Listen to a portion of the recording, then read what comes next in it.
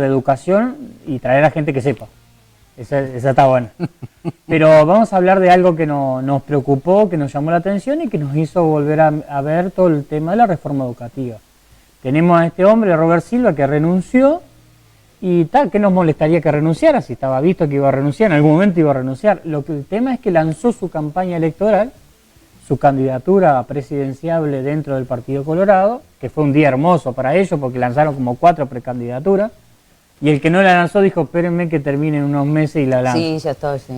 Es muy loco, ¿no? O sea, este hombre no termina su gestión y comete un error ingenuo, diría yo, si se me permite, pero esta gente no tiene ninguna ingenuidad. Fíjense que él persiguió estudiantes, ¿no? El famoso sistema de vigilancia de los celulares utilizado por Astesiano fue dirigido a alumnos del Liceo 42, persiguió profesores, también del mismo liceo y vinculados al sindicato, y todo en aras de la bendita laicidad y de proteger a los inocentes, como le gustaba decir a él, de lo que era el capricho sindicalista. Ahora, llegó al punto de perseguir docentes porque se sacaban fotos en Facebook, y se acuerdan el famoso caso de los docentes de San José, donde los sumarió, los persiguió, y bueno, más tarde la justicia terminó demostrando que no había mérito. Eso lo hace parecer el paladín de la laicidad uruguaya. Varela, él. No me olvidé de la Reta, solamente que de la Reta no corría en esa cancha, pero era el mismo grupo. Lo cierto es que era el paladín de lo que él decía, la defensa de las ideas republicanas, democráticas. Bueno, ¿cómo la viene a embarrar? Y en el último día decide lanzar su precandidatura desde un liceo. O sea, nada más fuera de lugar que lanzar una candidatura a una campaña electoral desde un centro educativo, sabiendo que existen miles de leyes y miles de reglamentos que hablan específicamente de cómo es la laicidad dentro de un centro educativo. Claro, pues te quería preguntar, no puede haber ingenuidad ahí. No. Yo no sé por qué lo dije, pero es verdad, esta gente no es ingenua para nada. De hecho, estamos hablando del hombre más mediático, de uno de los hombres más mediáticos de este gobierno. Desde el día que asumió, arrancó su campaña electoral, presentándose como un ciudadano común, de que buscaba un montón de oportunidades, y que la educación le abrió paso, y que él lo único que quería era lo mejor para la educación, cuando sabemos en su interna y en la vida práctica, antes de asumir ese cargo, nunca lograba mucho con la educación, ya que no se le conoce mucho mérito. Y segundo, lo que él hizo fue una gran campaña electoral partiendo de la base de inventar a maquillar números, a maquillar, para que después le cerraran al final. Por eso renuncia ahora.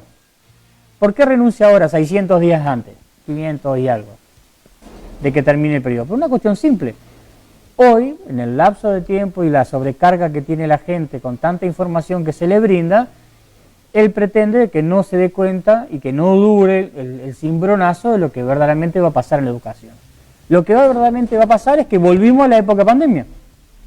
Aunque nadie se está vacunando, nadie anda con tapabocas, la educación, propiamente dicho, volvió a la etapa de pandemia. ¿Qué significa? Todos los que están en séptimo en este momento no van a repetir. No van a haber repetición. ¿Por qué? Y porque como es un año de ajuste, de implementación, decidieron de que no haya repetición y por lo tanto el sistema de medición tiene que ser alterado. O sea, si el chico está bajo en falta, hay que subirla. Y si el chico está bajo en mérito, hay que subirlo. ¿Para qué? Para que entonces le siga dando la estadística, le siga dando positivo. Como ustedes saben, dejaron de controlar el tema de las inasistencias, dejaron de controlar el ausentismo, o mejor dicho, el abandono. Se dejó de ser un punto estadístico. Por lo tanto, no tenemos la información suficiente como para poder decir qué tan bueno es el éxito de aprobación. Si sabemos de que un grupo se compone de los que se inscribieron y los de que terminaron el año, si uno le saca a los que no abandonaron a mitad de camino, por supuesto, el porcentaje que queda para aprobar es menor y por lo tanto el nivel de aprobación es mayor. No sé si fui muy entreverado, pero, no, pero sí, la lógica es entreverado eso. El método es entreverado. El método no es para nada claro. Y encima, si será electoralista, o electoralero, iba a decir yo, que todos los cambios que el sindicato le ha estado reclamando, todos los cambios de que la ciudadanía le ha manifestado que no comprende y que no entiende, y ya voy a ir a ese punto de la ciudadanía, porque Robert Silva estuvo en Paysandú, estuvo en la Casa de la Cultura y la ciudadanía lo increpó, y muy bien y muy fuerte y con muy buenos argumentos, pero alguna cosa escuchó y por lo tanto lo introdujo en el final de la reforma educativa. ¿Para cuándo? Para 2025. Entonces, la recuperación de horas de filosofía, la recuperación de horas de biología, la recuperación de horas de idioma, la recuperación de horas que no son tales porque perdieron 3 y recuperan 1, van a ser para 2025. O sea que ya las elecciones ya pasaron, se instala un nuevo grupo y por supuesto hay que empezar a recuperar cuestiones de lo que es el gran desastre en la reforma propiamente dicho. Primero porque no hay reforma válida que pierda de vista la participación, y acá el docente, ya no el sindicato, el docente perdió participación, perdió sus ámbitos de discusión, y para eso están las famosas ATD que ya no son más vinculantes, y por una razón lógica.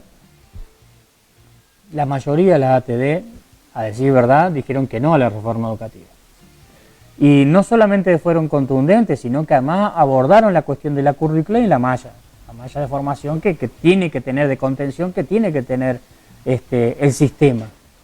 Y al abordarlo dijeron, mirá, hace agua por todos lados. Digo, volvemos al chiste, que no es chiste, es verdad, la fuente de información era El Rincón del Vago, una página web inventada para el caso. Estamos hablando de que, bueno, la educación sexual fue menospreciada y perdida de vista dentro de la currícula, donde por momento aparece y por momento desaparece.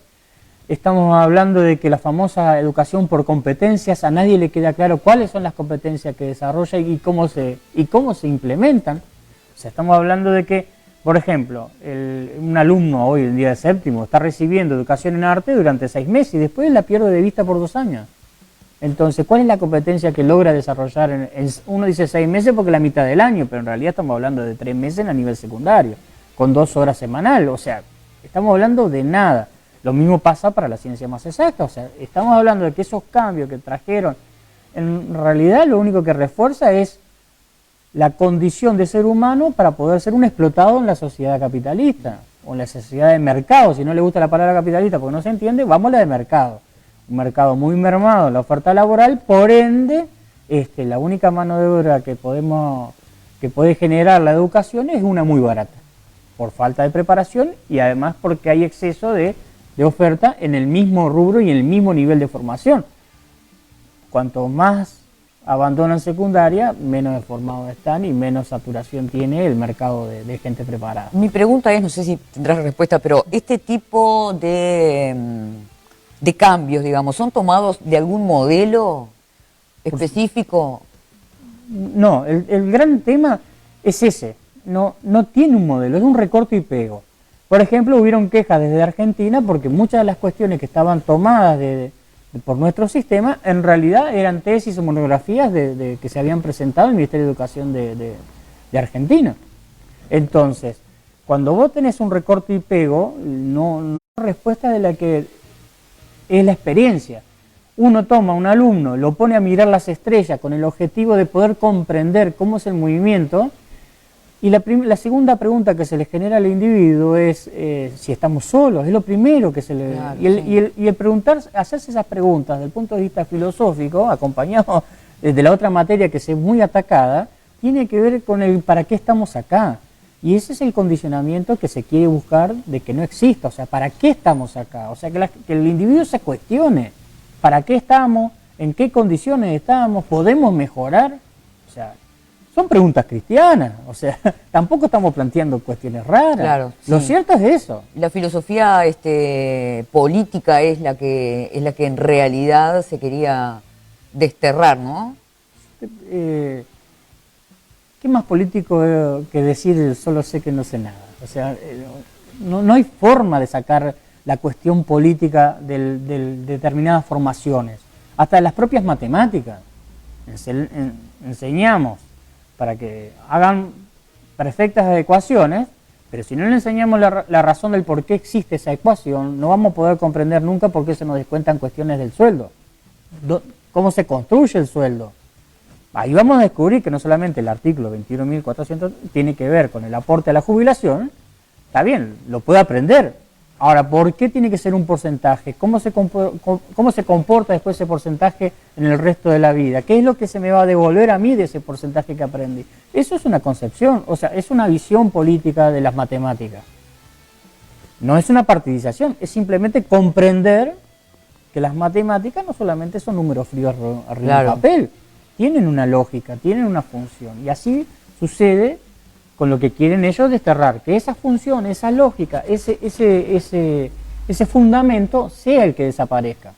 Que vos recurras a la calculadora, parece bárbaro, 2 por 2, 4, listo. Y no le pregunte más nada, la calculadora no puede responder. Ahora, un profesor de matemáticas que te pueda encaminar sobre lo importante que es saber llevar adelante tus propias finanzas, entonces 2 por 2 se vuelve muy importante a la hora de comprar una oferta o de administrar tus alimentos para el mes y hacer la compra que realmente corresponde en el momento que corresponde. Y saber contar el vuelto, viste, que no te... Sí, no te jodan. Sí. Uno habla de Cuando cosas, cuestiones muy básicas, pero es a lo que nos han reducido y es lo que nos han llevado a nuestros jóvenes dentro de secundaria y dentro de primaria y dentro del nivel terciario también. Porque, ¿qué pasa? Hay un corrimiento de la reforma educativa donde pretendía tomar el valor que se había dejado en el proceso anterior, que era la capacidad de poder salir de cualquier materia de secundaria y poder elegir una opción en la universidad sin que esto te generara mayor problema. Bueno, ahora lo pretenden hacer en los bachilleratos, pero ¿cuál es el drama? Uno lo ve en forma fría y dice, bueno, es una extensión de aquello para poder facilitarle el ingreso a la universidad. No, esto es una forma en la cual, con la excusa de empezar a hacer materias raíz o materias alternativas, entonces uno se empieza a hacer una u otra vez más el merengue. O sea, muchos padres dicen, ¿cómo ayudo en los deberes a mi hijo cuando no entiendo qué está haciendo? Claro. O sea, ¿por qué lo enseñan de esta manera? ¿Qué es lo que ha cambiado? O sea, en algunas cosas es un cambio de título, es un maquillaje. Como la moral y cívica de nuestra época, ahora la educación ciudadana, bueno, está. Pero convengamos que en otras cuestiones se hace énfasis en todo aquello que es accesorio. No se permite profundizar. ¿Por qué? Porque profundizar trae problemas. Y claro que trae problemas. Porque una sociedad que critica, que cuestiona, que ya sale con la avidez por preguntar, se le complica la existencia a cualquier gobierno, ¿no? Por ahí está la frase de Coelho, o sea, la educación es siempre revolución. ¿Por qué? Porque no te lleva a obedecer, te lleva a cuestionar. Y eso es clave en cualquier sociedad. Vos fíjate, de lo más loco que traía este hombre, él siempre reivindicó su formación en educación pública, pero los privilegios que le dio a la universidad privada, los privilegios que le dio la educación privada son de nunca visto. ¿Por qué? Y porque su interés realmente no era la educación pública. ¿Y cómo lo demostramos? Y bueno, vayamos a la experiencia de Paysandú, cuando estuvo en la última vez aquí en la Casa de la Cultura, donde no tuvo respuesta a los alumnos, porque eran jóvenes estudiantes que se identificaron de qué UTU y de qué liceo eran, y dijeron, nosotros aún, pasado los 2 años, 1 año y medio de la pandemia, seguimos con ataques de pánico. Pasado la pandemia, seguimos con ataques de pánico y algunos hasta con hambre. ¿Por qué? Porque la carga horaria o porque la situación económica de las familias no les permite estar en condiciones de sostener 4 o 5 horas en un aula detrás de la atención que le genera el docente. ¿Quién lo tiene que solucionar eso? La familia. Bueno, démosle trabajo a la familia, pero si la familia no lo puede sostener y el alumno está en vías de abandonar producto de que se tiene que incorporar alguna actividad laboral de las que ya no existen, porque ya no existen, pero lo mismo abandona porque la ansiedad por buscar, por conseguir, lo lleva a abandonar porque alguien lo tiene que hacer y él tiene que cuidar a sus hermanos menores, claro, o él mismo. ¿Qué hacemos nosotros? Cortamos las becas. Otro gran hito que tuvo este hombre al frente de la educación, cortar becas, reducir becas. Excelentes trabajos que había en Paysandú, llevado adelante por docentes en forma honoraria, le hacemos un saludo a la Vigo Castro. ¿Y qué pasa? Le recortamos las becas. Una gran motivación que tenían los alumnos para devolverle algo a la educación pública, que era venir los sábados, participar de actividades extracurriculares, ayudar a terceros a comprender la materia, que ellos a su vez tenían un apoyo particular, se le quita. Y sabemos que las becas no eran para ir a tomar bebida en algún lado, las becas eran para sostener la conexión a Internet, la famosa conexión a Internet que prometió que iba a ser prácticamente gratis, porque iba a ser gratis y nunca fue gratis, la conexión a Internet para el estudio, o sea que la Ceibal se conectan al liceo cuando anda, en las casas no anda, depende del wifi de la familia, y cuando dieron la conexión por celular, porque estábamos en pandemia, que sí, fue un gran anuncio, pero de Antel, no de Robert Silva, tampoco funcionó. ¿Por qué? Porque no había cómo distinguir, se caía y se usaban los primeros datos que se manejara la familia. O sea, no distinguía realmente cuando ingresaba a páginas de, yo qué sé, tipo Ceibal. Sí. Entonces, la gran promesa de discernir para poder utilizarlo fracasó también, era una gran campaña. Ale, si podés mostrar alguna placa, tenemos algunos números de cómo se retira. Sí, estaría bueno. El gran héroe de la educación de la revolución. Ahí vemos algún numerito. Y yo creo que sí, creo que la imagen parece un poco violenta, pero creo que los que la hicieron pudieron sintetizar lo que ha sido todo este tiempo, ¿verdad? O sea, el recorte que hablábamos en un principio, 187 millones de dólares, o sea, es una locura. Una locura. Son, ¿cómo decirlo? Son 4 hospitales nuevos que se hizo en su momento y se pudieron haber hecho ahora con ese dinero que se recortó. El tema es que no se hicieron los hospitales y tampoco se les llevó la educación. 238, hablábamos hoy de las ATD, o sea, de 240 liceos, 238 rechazaron enfáticamente la reforma educativa. No es poca cosa. Y como reflejo que aunque aún no está ahí en esa placa, el primer reflejo que tenemos es que la iniciativa de darle un título universitario a los docentes, sí, que tenían que inscribirse con un plazo X, y bueno, ese plazo lo estiraron una vez, lo estiraron 2 veces, lo estiraron 3 veces, hasta que lograron largar una currícula para tomar el bendito examen, para poder ser un universitario, un docente universitario. Resulta que no sos docente universitario, tenés unos puntos para sumar a tu currículum como alguien que tiene una capacitación universitaria en el tema, o sea que no sos un maestro titulado. Ahora, eso sí, le fue menos del 10%, se inscribió en eso. Menos del 10% en lo que es la titularidad, la totalidad de docentes en nuestro país, es nadie. Nada. Es nada. Y encima, bueno, lo que sí le podríamos agradecer a este hombre, aunque yo no pertenezco al sindicato, le podríamos agradecer de que gracias a su gran opinión y su gran interferencia en la educación, hizo que las organizaciones sindicales y gremiales dentro de la educación aumentaran su caudal electoral, o sea, tuvieran mayor adhesión y mayor participación en sus asambleas y en la resolución de las propuestas que tenían para la educación como para el conflicto, porque hasta el momento, que es otro tópico muy lindo de él, era que cuando se le llevaron las propuestas no las quiso escuchar. Eso también hay que remarcarlo. Aquel que se manifestaba porque decía que los sindicatos cerraban las puertas, que le evitaban que la gente estudiara, que los niños comieran, resulta que cada vez que se le llevó una propuesta o cada vez que se le dijo que había una guardia gremial para sostener el merendero, el comedor se negó a aceptarlo.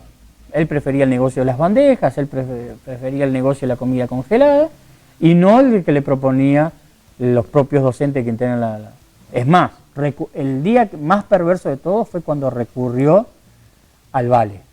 ¿No?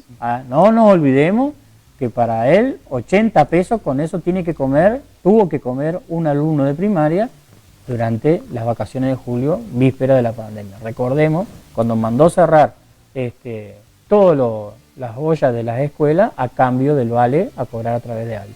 O sea, eso fue muy, muy bestial. Y bueno, así es como se va, por la puerta chica, aunque lo quiso hacer un liceo de San Carlos, se va así. Y bueno, y esperemos que tenga suerte dentro de su sector, porque tiene que pasar una interna. Sí, claro, tiene que pasar por una interna. Pero tienen muy grandes jugadores, ¿no?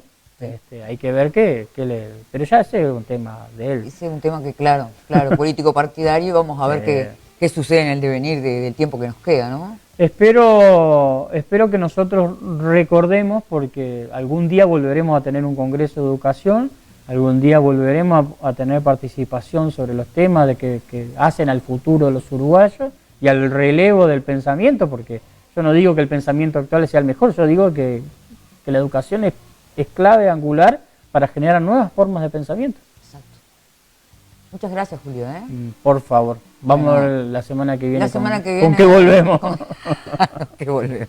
Exactamente. Bueno, vamos a la pausa, órale. Y ya venimos con los últimos datos. Culminamos el informativo.